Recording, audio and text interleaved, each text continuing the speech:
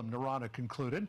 And the reason that they're doing that is because they don't want their Iran policy to get screwed. Talk to us, if you would, Mark, about this administration's Iran policy and how you believe that needs to change in light of the hell that's unfolding in Israel.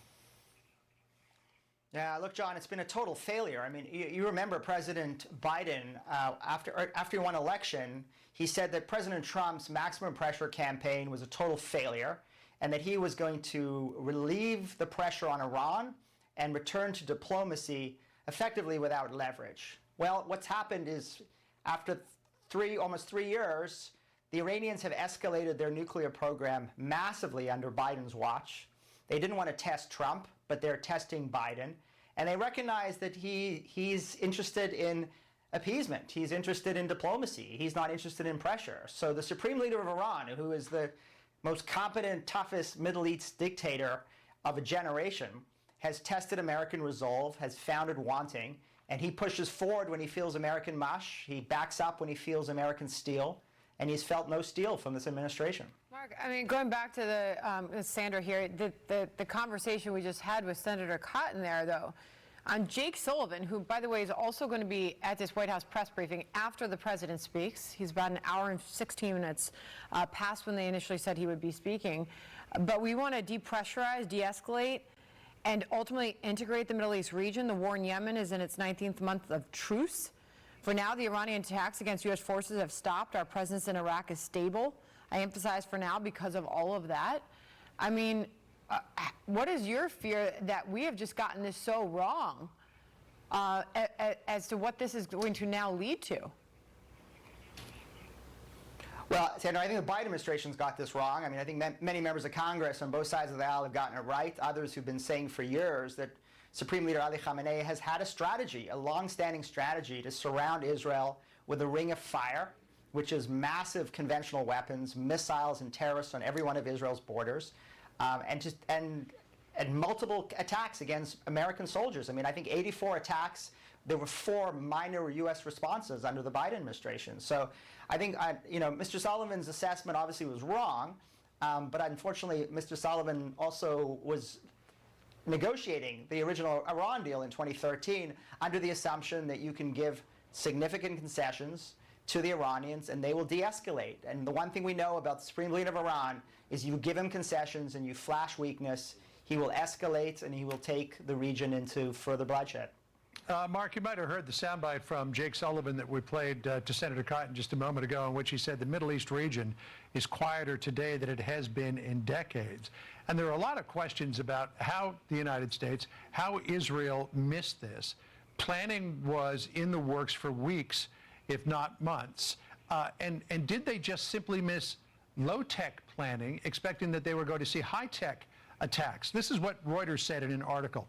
Hamas gave Israel the impression that it was not ready for a fight, said a source close to Hamas.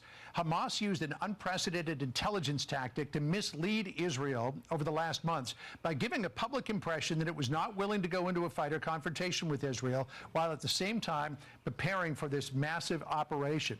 The Reuters article says that Hamas was preparing for this in plain sight, that they'd built a mock-up of an Israeli village, they were conducting assault drills around it, and it just, nobody thought that they'd actually do it. Yeah, look, unfortunately, the Israelis also adopted this sort of American conception that Hamas was the leader of Gaza. They were in charge of 2 million people. They didn't want to escalate. They didn't want war. They didn't want to lose popularity inside Gaza. And so they had stayed out of recent conflicts that were being run by another terrorist proxy of Iran's called Palestinian Islamic Jihad. The Israelis got it wrong, the Americans got it wrong, but the Supreme Leader has had a masterful plan, which he's been lighting up the West Bank using Hamas and Islamic Jihad, and therefore diverting U.S. forces to deal with the West Bank terrorism that has been hitting Israel inside the West Bank and in Israeli cities. And as those forces were diverted from the southern border, it left to the western border, it left the southern border basically open for Hamas's penetration. Wall Street Journal writes, "Wake up, Washington. The strategic and political point is that the return of war against Israel isn't an isolated event." Says it's the latest installment in the unraveling of global order as American political will and military primacy are called into question. Well, if there was ever a wake-up moment, you'd think this was it. Look, we've had a lot of wake-up moments, and unfortunately, we're just not waking up. I mean, 9/11 was a massive wake-up moment, but we had this debacle of the withdrawal from Afghanistan, which was a demonstration of American weakness. We've had the Biden administration's Iran policy of tens of billions of dollars to Iran, and in exchange, the Iranians have massively escalated. And we've also had a wake-up call when Vladimir Putin invaded Ukraine, much to the shock and surprise of NATO, including the United States. A lot of wake-up moments where we know this axis of tyrannies, which includes China, Russia, and Iran, North Korea, some of their other partners, has been testing American will, and again, as I said, found it wanting. And so we shouldn't be surprised when these vicious dictators push forward aggressively against U.S. interests, Israeli interests, our allies. We shouldn't be surprised when they think that they can massacre Americans and massacre Israelis with impunity. And I just hope that we're going to hear from President Biden in the coming minutes that unwavering support doesn't mean unwavering support for a week. And then Tony Blinken, as he said a couple days ago, trying to get a ceasefire with the Turks, who, by the way, were the biggest funders of Hamas after the Iranians, and that he actually gives the Israelis the time and space to destroy Hamas inside Gaza. That will be a message to the Iranians and others that the United States is now a serious power again. Mark, there's also the lingering psychological aspect of this for Israeli families. Daniel Levy, former Israeli peace negotiator with the Palestinians, was quoted in the Wall Street Journal as saying this: Israel has suffered a strategic surprise despite all its sophisticated high-tech weaponry, spyware, and world-renowned intelligence agency. Israel cannot keep its people safe anymore, and that will be hard to recover from. You know, going forward with the constant threat from enemies all around, that's not a comforting thought for the Israeli people. No, I disagree with that. I mean, I think he got it totally wrong. I mean, I think it's been a massive blow. I just spent 14 months in Israel. I just got back a month ago. I mean, you never can underestimate the unbelievable courage and the resilience of the Israeli people. I mean, my friends, family, you know, they are suffered a massive blow. We've all heard the horror stories, but they're back in their combat units. Israelis are flying from overseas, trying to get on flights to join their units. The fighting spirit of the Israeli people should never be underestimated. And I think, you know, with the backing of the United States, with support of the international community, the Israelis are going to fight because they have no choice, John. You know that. They have no choice but to fight.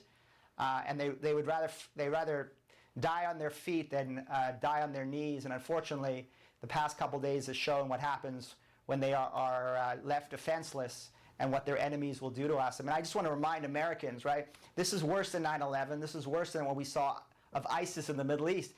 Can you imagine having ISIS in your cities and towns? ISIS coming to your schools and your neighborhoods and slaughtering your children. That's what happened to Israel over the past couple of days.